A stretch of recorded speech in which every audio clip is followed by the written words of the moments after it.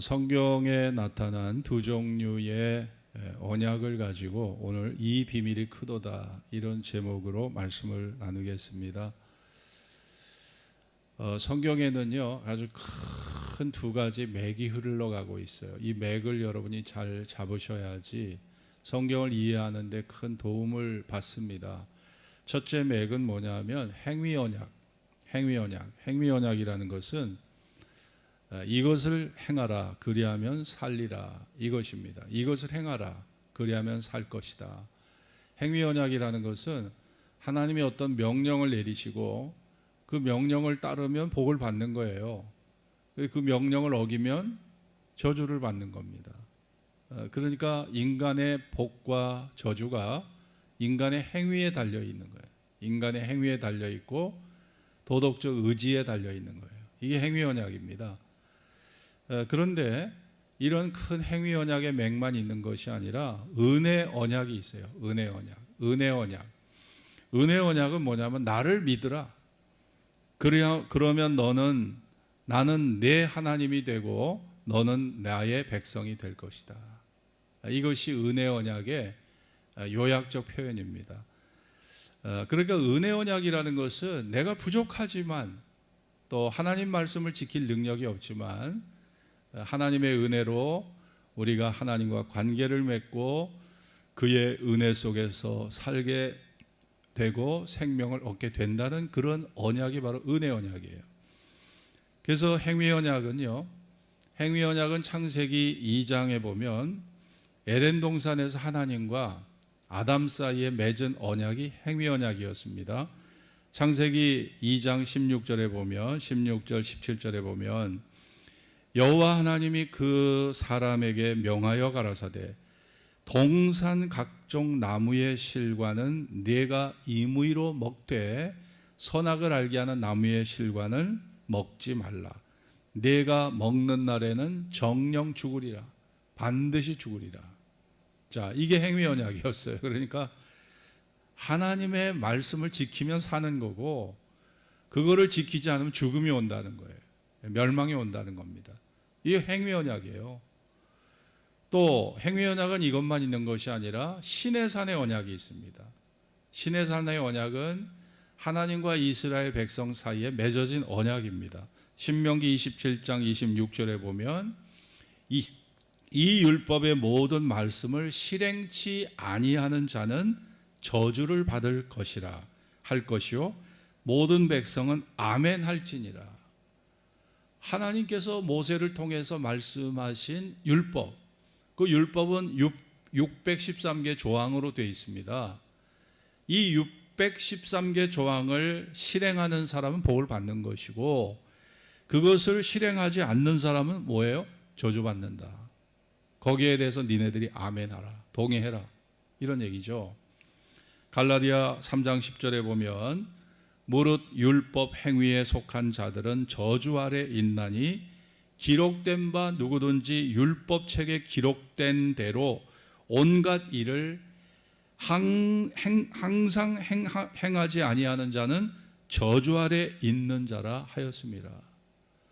그러니까 하나님 말씀을 지키지 않으면 그냥 저주 아래 있는 거예요. 저주 아래 있는 것입니다. 하나님께서 만일 인간에게 행위 언약만 주셨다면 인간의 미래가 있을까요? 인간은 소망이 없는 존재가 되는 거죠. 성경이 행위 언약으로만 이루어졌다면, 율법으로만 이루어졌다면요, 여러분과 저는 희망이 없는 겁니다. 왜냐? 우리는 하나님의 거룩하고 온전한 말씀을 지킬 능력이 우리 안에 존재하고 있지 않아요. 부분적으로는 지킬 수 있어요. 부분적으로. 그러나 613개 조항 전체를 지킬 수는 없습니다. 하나님이 요구하는 건 전체거든요. 온전함을 요구하는데 우리는 부분적으로 그냥 조금 끄적끄적 할 수는 있는데 이 전체를 지킬 수가 없는 그런 존재가 인간입니다. 만일 행위 언약만 우리에게 성경에서 나타내 주셨다면 아예 예수 믿는 거 일찌감치 포기하는 게 나은 거예요. 불가능한 거예요. 네? 예를 들어서 지금 세계 육상 100m 달리기가 9초 7, 9초 8 이때 아닙니까? 세계 신기록이 그런데 하나님께서 여러분에게 야, 니네가 100m 달리기를 8초대에 들어오면 내가 너에게 영생을 주고 부활을 주고 너에게 영원한 천국을 주겠다고 하시면 그거 여러분 어떻겠습니까? 아니 세계 신기록이 9초 7, 9초 8인데 8초대에 들어오라는 거예요. 그러면 아주 일찌감치 포기하는 게 낫잖아요.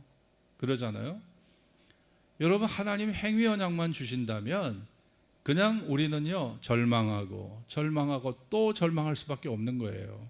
그런데 하나님께서는 인간의 한계를 아시고 우리 도덕적 한계를 아시고 인간에게 은혜 언약을 세워주셨다는 거예요. 이 은혜 언약을 세워주셨다. 은혜 언약은 창세기 3장 15절에 보면 아담이 타락한 이후부터 은혜 언약이 시작이 됩니다. 언제부터요? 아담이 선악과를 따먹고 하나님의 명령을 어기고 하나님의 뜻을 배반하는 그 순간부터 은혜 언약은 동시에 시작이 되는 거예요. 행위 언약과 은혜 언약이 동시에 이렇게 나타난 것입니다. 물론 행위 언약이 먼저였습니다. 창세기 3장 15절에 보면 하나님께서 뱀에게 저주하시면서 내가 너로 여자와 원수가 되게 하고 너의 후손도 여자의 후손과 원수가 되게 하리니 여자의 후손은 내 머리를 상할 것이요 너는 그의 발꿈치를 상하게 할 것이라. 여자의 후손이 누구예요? 예수님입니다. 예수님께서 내 머리, 사단의 머리를 상하게 할 것이다. 너는 그의 발꿈치를 상하게 할 것이라. 예수님의 십자가의 고난을 이미 창세기 3장 15절에 이미 예언하고 있는 것입니다. 이것이 은혜 언약입니다. 이것이 은혜 언약이에요. 창세기 3장 21절에 보면 아담과 하와에게 행위 언약을 어기고 선악과를 따먹은 아담과 하와에게 하나님께서 가죽 옷을 지어 입혀 주셨어요.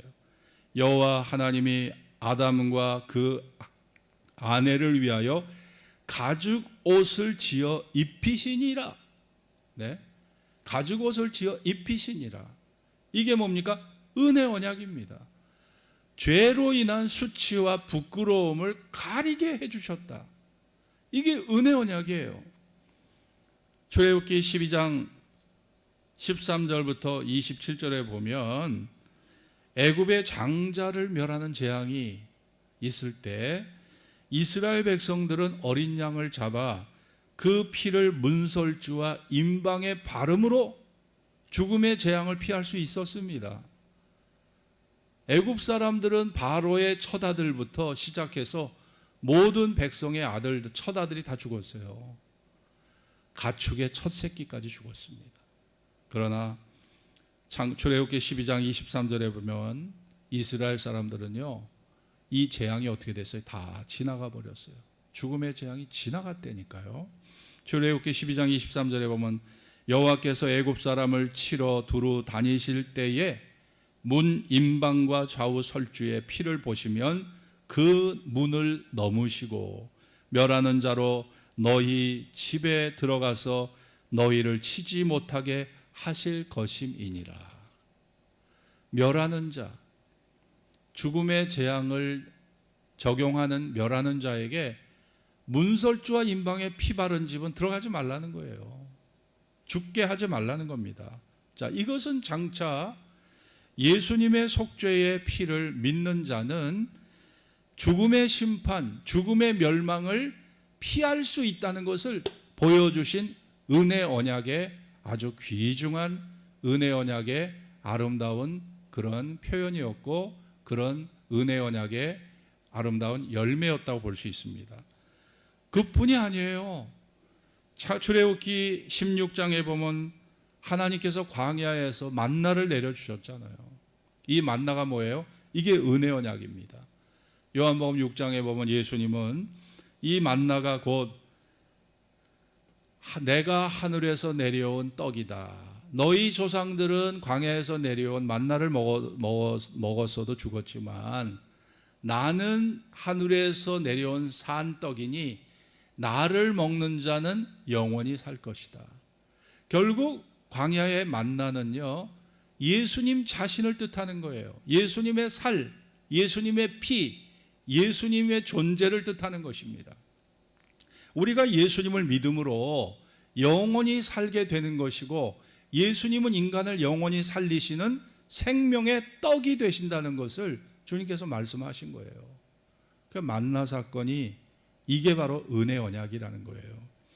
또 민수기 21장에 보면 광야에서 이스라엘 백성들이요, 하나님을 막 원망하고 모세를 원망하고 아주 길이 험하니까 막 그냥 원망이 터져 나왔어요. 그때 하나님 불뱀을 보내어 물어 죽게 하시죠. 그러니까 백성들이 막 아우성을 칩니다. 하나님께서 그런 상황을 만들어 가셨는데 모세가 기도해요. 하나님, 아니 도대체 당신의 백성을 뱀에게 물어 죽이시려고 이 광야까지 인도하셨습니까? 이게 도대체 뭡니까? 이러다가 다 죽겠습니다. 하나님 제발 불쌍히 여겨 주십시오. 그랬을 때 하나님이 모세에게 장대의 높이 놋뱀을 달라고 그랬어요. 놋뱀. 그 놋뱀을 달고 그 놋뱀을 바라본즉 살아날 것이다. 여러분, 그 놋뱀이 누구를 뜻합니까?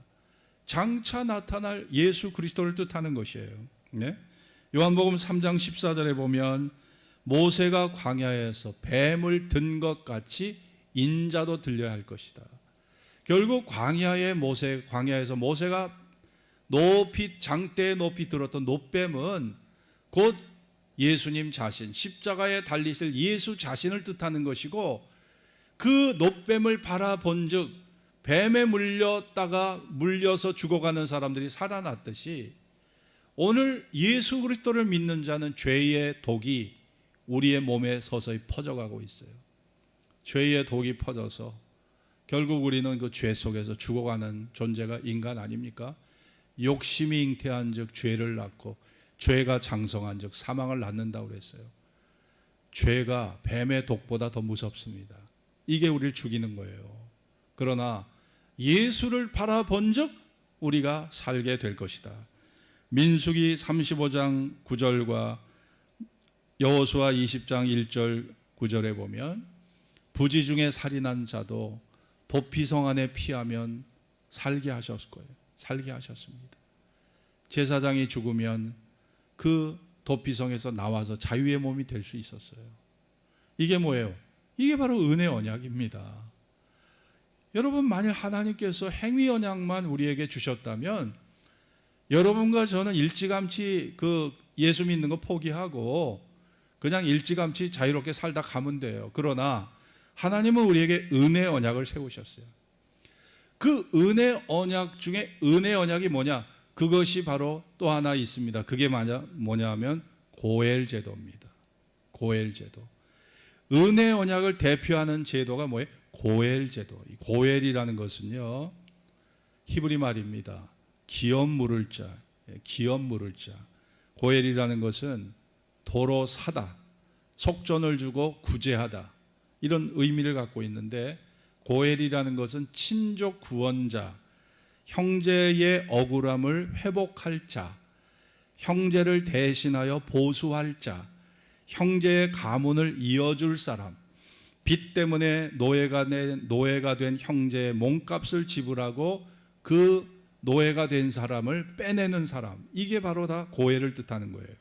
그래서 고엘이라는 것은요, 구속자, 보증인, 연대 책임자, 복수할 자, 회복자, 생사를 함께하는 운명의 공동체라는 의미를 갖고 있는 말이 고엘입니다. 자, 우리가 창세기에 보면은 유다의 며느리, 창세기 38장에 나옵니다. 유다의 며느리 다말이가 남편이 죽어버려요. 남편이. 자, 여기에 이제 고엘 제도가 나옵니다.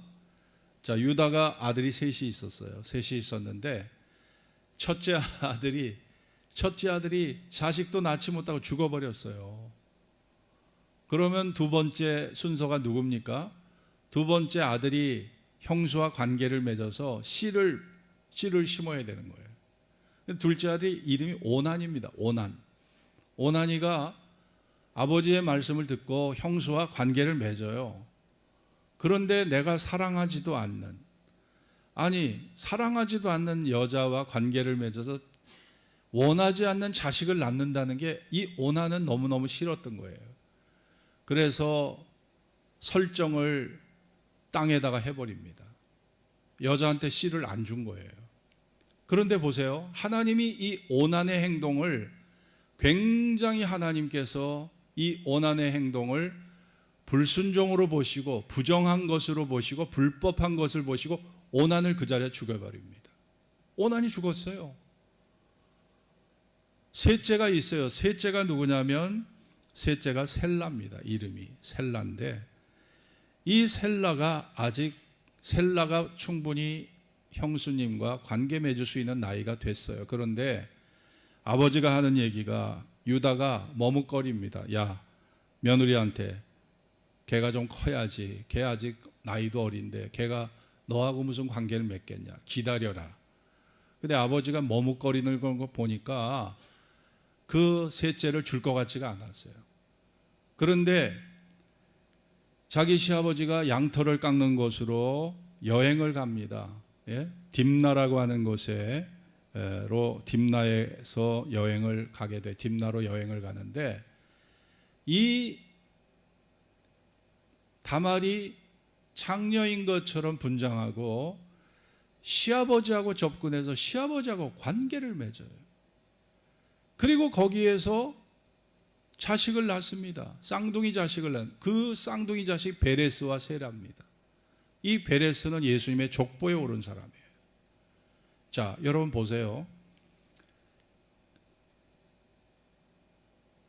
유다가 자기의 며느리와 관계를 맺기 전에 하나님께서 유다의 와이프, 유다의 부인 수아의 딸, 그 이름이 성경에 나와 있지 않아요. 그 수아의 딸로 나와 있습니다.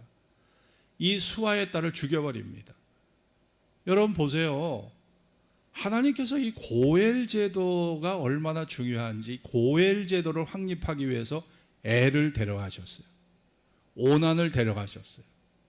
유다의 부인 바로 수아의 딸을 데려가셨어요. 여러분 이게 참 엄청난 것입니다. 하나님 보시기에 고엘 제도가 이렇게 중요한 것이었어요. 은혜 언약을 세우는 것이 이렇게 중요한 것이었습니다. 두 번째 보면 룻기에 보면 룻이라는 모압 여자가 보아스와 만나죠. 근데 룻이라는 여자는요 남편이 죽었어요. 시어머니를 따라서 베들레헴으로 이사온 여자입니다. 이주 여성이에요. 유대인들이 볼 때 모압 여자는요 아주 이방인입니다. 상종 못할 여자예요. 그런데 이 룻이 보아스라고 하는 고엘을 만납니다. 보아스가 누구예요? 고엘. 친족의 기업을 물을 사람. 그러니까 형제의 가문을 이어줄 사람, 계대 결혼을 해줄 사람이 누구였어요? 보아스였어요. 보아스보다 먼저 한 순위가 앞서 있는 사람이 있었는데 그 사람 포기했습니다. 그러니까 그 계대 결혼의 순서가 보아스에게 간 거예요. 그런데 보아스가 이 룻과 결혼을 해서 자식을 낳죠. 그 자식의 이름이 뭐예요? 그 자식의 이름이 바로 오벳입니다. 오벳이 이새를 낳고 이새가 다윗을 낳았어요.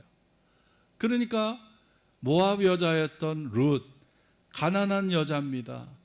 남편을 잃어버린 불행한 여자입니다. 절망에 빠져 있는 여자입니다. 이 여자가 보아스를 만나서 행복한 결혼을 했을 뿐 아니라 결혼 생활을 했을 뿐 아니라 다윗 왕가의 족보에 오르는 영광스러운 지위를 얻게 되는 거예요. 이게 고엘 제도의 바로 위함이에요. 여러분과 저는요 하나님 보시기에 미천한 여자 룻에 지나지 않아요. 우리의 유력자 보아스, 우리의 고엘이 보아스입니다. 보아스와 같은 예수를 만나서 무조건적 선택을 받았습니다. 행복한 결혼 생활 할 수 있었어요. 그 신랑이 나의 모든 것을 다 연대 책임을 져줍니다. 가난이 사라졌어요. 불행이 사라졌어요. 행복한 결혼 생활 할 수 있었어요. 그리고 두 사람 사이에 자식이 태어나서 왕가의 족보에 오르는 영광스러운 지위를 얻게 됩니다. 이게 바로 고엘 제도입니다. 하나님께서 이런 은혜를 주신 거예요. 세 번째 보면 고엘 제도가 호세아에 나오는데, 호세아 선지자에게 하나님이 음란한 여자 고멜과 결혼해라 하시면서 고멜과 결혼을 하게 하셨는데, 이 고멜이란 여자가 너무너무나 음란한 여자예요. 순식간에 아이를 셋을 낳아요. 순식간에 셋을 낳습니다. 아이를 많이 낳는다는 건 그만큼 관계를 많이 맺는다는 거겠죠. 첫째 아들이 이스르엘, 하나님이 이스르엘이 태어났을 때 이스르엘이란 뜻이 뭐냐? 하나님께서 흩으신다는 겁니다. 네? 둘째 딸이 로르하마, 이 로르하마라는 것은 긍휼히 여김을 받지 못한다, 그런 뜻이에요. 셋째 아들이 로암미, 내 백성이 아니다. 그러니까 음란한 자식들을 낳았는데 하나님 앞에 전혀 사랑을 받지 못하는 자식들이 태어난 거예요. 그런데 고멜이요, 세 자녀를 낳고 나서 아예 가출을 해버렸어요. 이제 자기 남편에게 흥미를 못 느껴요, 이 음란한 고멜이. 그래서 타인에게 연애를 받아 이 여자가 되게 관능적으로 생겼고 미모를 갖춘 여자였다고 상상이 됩니다. 아주 사람이 그냥, 요즘 사람들 섹시한 여자 좋아하잖아요. 이 고멜이야말로 아주 섹시한 여자예요. 관능적이에요. 아주 관능적이고 너무너무 잘생기고 남자들이 싹 보면 너무 반할 여자란 말이에요. 그러니까 타인의 연애를 받아서 아예 이 여자 가출을 해버린 거예요. 그런데 하나님이 호세아에게 뭐라고 말씀하십니까? 호세아야, 그 여자 돈 주고 다시 사와라. 이미 팔려버렸어요. 팔려버린 그 여자 사오라는 거예요. 은 15개, 은 15세겔과 보리 한 호멜 반, 보리 한 호멜이 한 세겔이었거든요. 그러니까 이걸 합치면 30세겔이 됩니다. 그 당시 노동자의 하루 임금이 1세겔이었어요. 네? 4일치의 임금이 1세겔이었습니다. 그러니까 4일을 열심히 일을 하면 바로 4일치 임금이 바로 1세겔이었어요. 그러니까 이거를 지금 현재 우리가 계산법으로 따져보면 하루치 임금을 10만 원으로 치면은요, 30세겔이 들어갔잖아요. 그러면은 이게 4일치 임금이기 때문에 한 세겔이 곱하면 이게 딱 1200만 원이 나오는 거예요. 이 1200만 원이라는 돈은요, 그 당시 노예의 몸값이었습니다. 노예의 몸값을 지불하고 이 여자를 사온 거예요. 1200만 원 지불하고 그 여자를 사온 겁니다. 이게 호세아도 쉽지가 않았어요. 돈이 어디 있겠습니까? 그러나 그 여자를 사온 거예요. 여러분, 자, 이게 뭐예요? 호세아는 자기의 의지와 관계없이 이 음란한 여자 고멜의 고엘이 되어 있었던 거예요. 그 여자를 사준 거예요. 사온 겁니다. 그때 하나님께서 이 호세아에게 하신 말씀이 있어요. 호세아 3장 5절에 보면, 그 후에 저희가 돌아와서 그 하나님 여호와와 그 왕 다윗을 구하고 말일에는 경외함으로 여호와께로 와 그 은총으로 나아가리라. 자, 그 후에라고 하는 건 뭘까요? 인간적인 도모, 헛된 수고, 우상 숭배.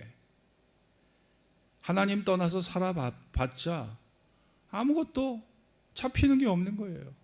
하나님 떠나서 살아봤어요. 우상도 섬기고, 거기에 드라빔이라는 거 나오는데, 드라빔이 에봇 이렇게 다 우상, 그걸 사람들이 부적같이 달고 다니는 우상들이었어요, 그게. 그러니까 우상 숭배, 헛된 도모, 무익한 수고 해봤지만 아무 잡히는 게 없어요. 의미가 없어요, 삶이. 하나님을 떠나니까 삶이 의미가 없어지는 거예요. 여러분, 그렇습니다. 지금 여러분이 비대면 예배 드리고 계신데, 여러분 정말 우리가 하나님을 믿을 때, 하나님을 경외할 때 하늘의 평화가 내 안에 스며들고 하나님과의 사랑의 관계를 느낄 때 인간이 마음이 행복해지는 거지. 감사가 느껴지는 거죠. 은혜가 사라지고 은혜가 소멸돼 보세요. 제가 지난주에도 2부 예배 때 말씀드렸지만 삐그덕 소리가 납니다. 예? 삐그덕 소리가 나게 돼 있어요. 기계가 자동차도 엔진 오일을 제때 안 갈아주면요, 자동차의 소음이 쫙 올라갑니다. 그러니까 엔진 오일을 5,000km, 8,000km에 딱 갈아줘야 돼요. 그래야 자동차가 아주 소음도 없이 조용히 달리거든요. 엔진 오일 안 갈아줘 봐요, 삐그덕 소리가 나요. 소음이 증가됩니다. 여러분, 하나님 안 믿는다고 크게 불편할 거 없을 거예요, 여러분. 그러나 여러분 마음에 곤고해져요. 곤고해져. 하나님을 떠나는 사람의 특징이 뭐예요? 마음이 곤고해져요.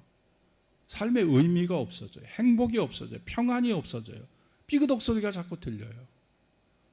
여러분, 그래서 결국 사람들이 그것을 깨닫고 여호와께로 돌아와서 그 은총으로 나아갈 것이다. 여기서 은총이라는 말이 히브리 말로 토부, 그것이 은총입니다. 히브리 말로. 자, 인간의 모든 수단과 방법을 다 써봤자 소용없더라 이거예요. 행복하지 않고 평안하지 않더라는 거예요. 결국 따라해 봅시다. 하나님의 은혜만이 내가 의지할 유일한 생명의 수단인 것을 알게 된다는 거예요. 네?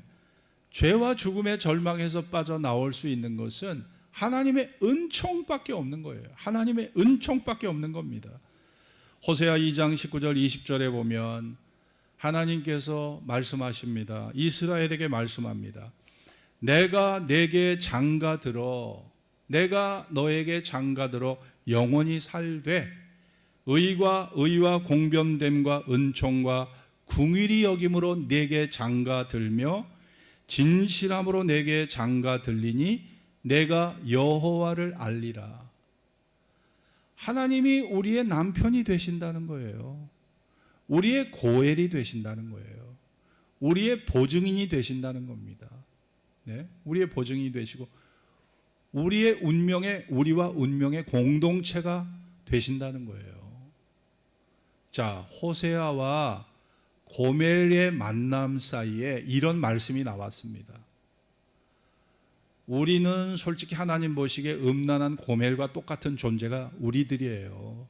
거짓되지요, 탐욕스럽지요, 이중적이지요, 교만하지요. 여러분과 제가 고멜 아닙니까? 영적으로 볼 때 여러분과 제가 고멜이에요. 그런데 이 고멜과 같은 이 음탕하고 이중적이고 간사하고 타락한 이 존재의 남편이 되어 주시겠다. 내가 너의 연대 책임을 내가 질 것이고 보증인이 되어 줄 것이고 대속자가 되어 줄 것이고 너와 운명의 공동체를 내가 삼을 것이고 너의 남편이 되어 주겠다. 이게 호세아가 보여주는 고엘입니다. 호세아가 보여주고 있는 은혜 언약이에요. 은혜 언약입니다. 이사야 54장 5절 그리고 5절에 보면 이는 너를 지으신 자는 내 남편이시라. 그 이름은 만군의 여호와시며 내 구속자는 이스라엘의 거룩한 자시라. 온 세상의 하나님이라 칭함을 받을 것이며. 이사야 54장 7절 8절에 보면 내가 잠시 너를 버렸으나 큰 궁율로 너를 모을 것이요 내가 넘치는 진노로 내 얼굴을 내게서 잠시 가리웠으나 영원한 자비로 너를 궁율이 여기리라. 내 구속자 여호와의 말이니라. 할렐루야. 여러분, 결국 다시 본문으로 넘어와서 에베소 5장 32절 같이 읽어보실까요? 32절. 이 비밀이 시작. 이 비밀이 크도다. 내가 그리스도와 교회에 대하여 말하노라. 자, 이 비밀이 크다. 이 비밀이 크다. 이게 지금 인간의 결혼을 비유해서 말씀한 내용인데 이 비밀이 크다는 거예요. 남편과 아내가 만나는, 그래서 한 몸을 이루는 이 비밀이 크다는 겁니다. 아니, 남편과 아내가 만나서 한 몸을 이루는 이 결혼이, 이게 이 비밀이 크다는 거예요. 자, 이 결혼이라, 이 땅에 저도 결혼해서 살고 있습니다만은 결혼이 뭐예요? 결혼은요, 남자 여자가 만나서 결혼하는 것은 결국 이것이 하나님 나라의 은혜 언약의 바로 그런 중심이 바로 결혼 제도라는 겁니다. 룻이 보아스를 만나서 운명이 바뀌었잖아요. 고멜이 호세아를 만나서 운명이 바뀌었잖아요. 그죠? 다말이 유다 시아버지를 만나서 운명이 바뀌었잖아요. 예수 믿는 내가 예수를 만나서 운명이 바뀌는 거예요. 운명이 바뀌는 것입니다. 여자들이 별 볼 일 없는 여자라도 남편 잘 만나면 운명 바뀝니다. 정말 운명 바뀌어요. 아니 고등학교 때 공부도 못하고 지질이 못난인데 아니 어디 가서 이상하게 좋은 남자 만나가지고 떵떵거리고 사는 그런 사람들이 있습니다. 그러니까 학교 다닐 때 공부도 못하던 게 아니 지질이 가난하고 얼굴도 못생긴 게 아니 남편 잘 만나서 운명이 바뀐 여자들이 있거든요. 예수 믿는 저와 여러분들이 그런 입장이에요. 우리 신랑이 누굽니까? 우리 신랑이 바로 예수입니다. 이거는 제 개인의 표현이 아니에요. 성경이 그렇게 말하고 있어요. 자, 예수님은 우리의 고엘이 되신다. 고엘이 무엇이라고 그랬습니까?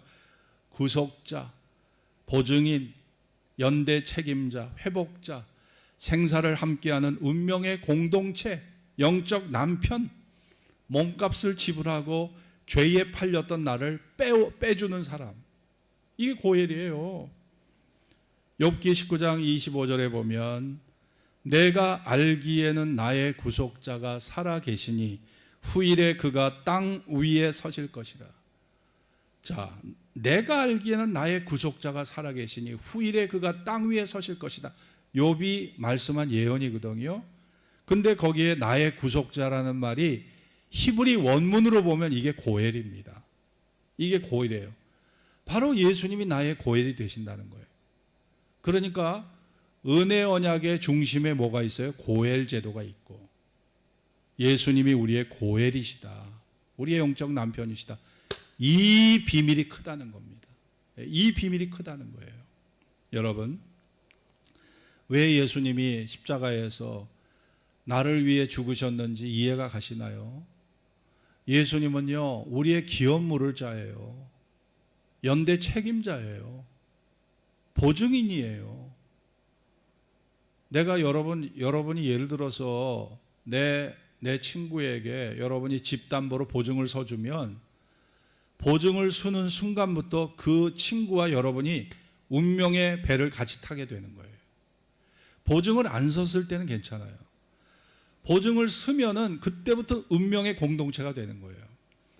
그 친구가 흥하면은 성공하면은 여러분도 편안하지만 그 친구가 망해서 빚을 잔뜩 지면 여러분 재산 날아갑니다. 보증이라는 건 바로 그런 거예요. 그런데 예수님이 바로 보증인이 되신다. 우리와 운명의 공동체시다. 이것이 바로 고엘이란 의미입니다. 그래서 예수님과 나는요, 따라해 봅시다. 예수님과 나는 사랑으로 묶여진 운명의 공동체다. 예수님과 나는 사랑으로 묶여져 있어요. 묶여져 있는 운명의 공동체입니다.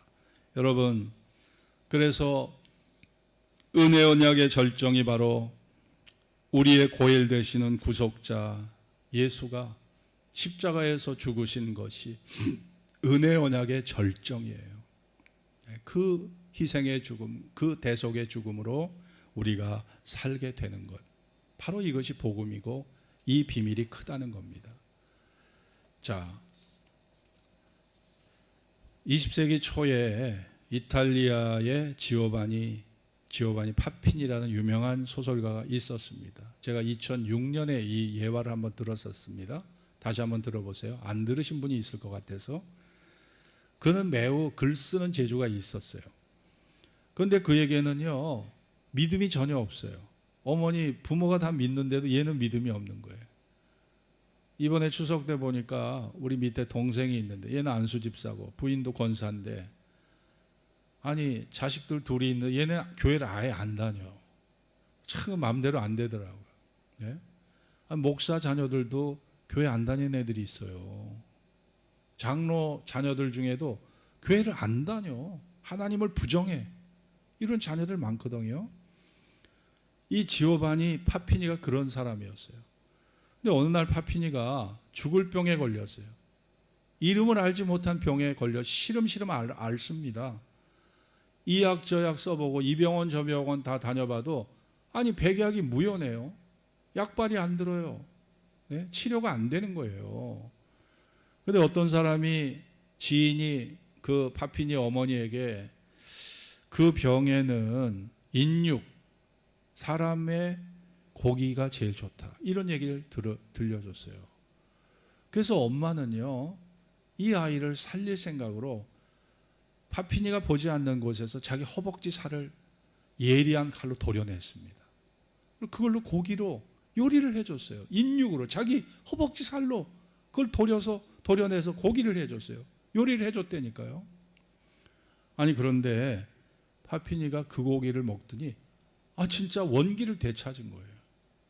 그래서 애가 눈빛이 달라지고 애가 확 변한 거예요.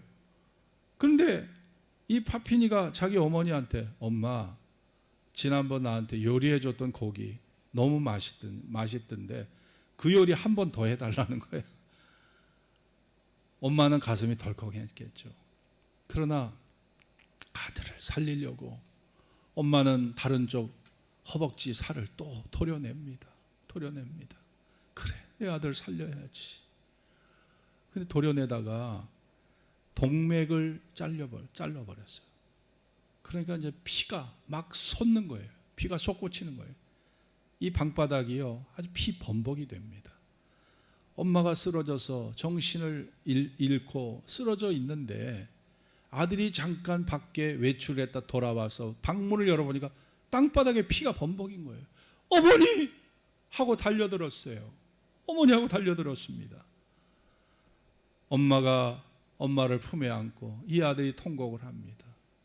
지난번에 그 고기가 양쪽 엄마의 허벅지를 보니까 다른 쪽 허벅지 살은 이미 잘려져 있고 또 엄마가 자기 허벅지 살을 잘랐다는 게 그 자리에서 보게 된 거예요. 지난번 그 고기가 나를 살리기 위한 엄마의 살이라는 걸 알게 된 겁니다. 통곡을 하고 눈물로 오열하는데 엄마는 서서히 죽어갑니다. 피가 몸에서 빠져나가니까 과다출혈로 죽어가는 거예요. 그때 엄마가 아들을 붙잡고 눈을 떠서 죽어가면서 마지막 유언을 합니다. 파피니, 내 아들아, 나는 죄 많은 몸으로 너의 목숨을 일시적으로 구했을 뿐이야.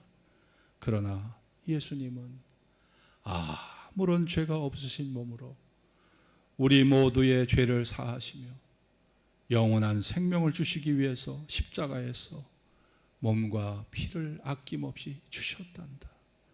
그러니 너는 반드시 예수를 믿어야 돼. 예수님을 믿고 영원한 생명을 얻기를 바란다. 이에미가 널 위해 평생을 기도했어. 내가 마지막으로 간절히 부탁한다. 꼭 예수 믿어라. 이 얘기를 하고 엄마가 숨을 거뒀네요. 파피니는요, 그 엄마의 장례식을 치르고 나서 파피니의 인생이 완전히 바뀌어버렸어요. 어머니의 유언대로 예수를 믿게 된 거예요. 그리고 파피니는 그동안 교회를 비판하고 신부들을 비판하고 그랬던 이 파피니가 그리스도의 이야기, 떡과 포도주, 신앙의 글을 쓰는, 그래서 예수님을 전파하는 그런 사람으로 변화된 것입니다. 실제 이야기예요. 실제 역사입니다.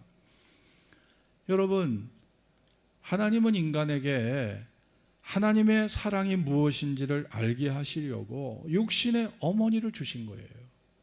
육신의 어머니를 통해서 하나님의 사랑을 알게 하시는 거예요. 파피니의 어머니를 통해서 하나님의 사랑이 무엇인지를 파피니가 깨닫게 된 것이죠. 그렇습니다. 이사야 49장 14절부터 보면 오직 시온이 이르기를 여호와께서 나를 버리시며 주께서 나를 잊으셨다 하였거니와 여인이 어찌 그 젖 먹는 자식을 잊겠으며 자기 태에서 난 아들을 궁일이 여기지 않겠느냐. 그들은 혹시 잊을지라도 나는 너를 잊지 아니할 것이라. 내가 너를 내 손바닥에 새겼고 너의 성벽이 항상 내 앞에 있느니라. 할렐루야. 이 비밀이 큽니다. 네, 이 비밀이 큰 거예요. 여러분이 이 비밀을 알면 구원받는 겁니다. 이 비밀을 모르면 버림당하는 거예요. 그 비밀이 뭡니까? 예수님이 우리의 고엘 되신다. 우리의 구속자가 되신다. 우리의 연대 책임자요, 우리의 영적 남편이요, 운명의 공동체요. 예수님과 우리는 뗄래야 뗄 수 없는 사랑의 운명, 운명적 사랑으로 묶여 있다는 사실을 여러분 기억하셔야 됩니다. 그래서 예수님이 십자가에서 죽으실 수밖에 없었던 거예요. 우리의 연대 책임을 지기 위해, 보증인이 되기 위해서 죽으실 수밖에 없었던 겁니다. 여러분, 요한복음 3장 16절, 하나님이 세상을 이처럼 사랑하사 독생자를 주셨으니 이는 저를 믿는 자마다 멸망치 않고 영생을 얻게 하려 하심이라고 말씀하고 있습니다. 예수님의 말씀이에요. 요한일서 5장 11절, 또 증거는 이것이니 하나님이 우리에게 영생을 주신 것과 이 생명이 그의 아들 안에 있는 그것이니라. 아들이 있는 자에게는 생명이 있고 하나님의 아들이 없는 자에게는 생명이 없느니라. 내가 하나님의 아들의 이름을 믿는 너희에게 이것을 쓴 것은 너희로 하여금 너희에게 영생이 있음을 알게 하려 함이라 말씀하셨습니다. 여러분, 여러분이 이 비밀을 아셨나요? 네? 행위언약만 바라보세요. 행위언약, 이 세상에 율법, 규범, 사회적 제도, 전통 따지는 사람 많아요. 그런 사회적 규범, 윤리, 도덕, 전통, 그것이 여러분을 천국으로 이끌어줄 수 있겠습니까?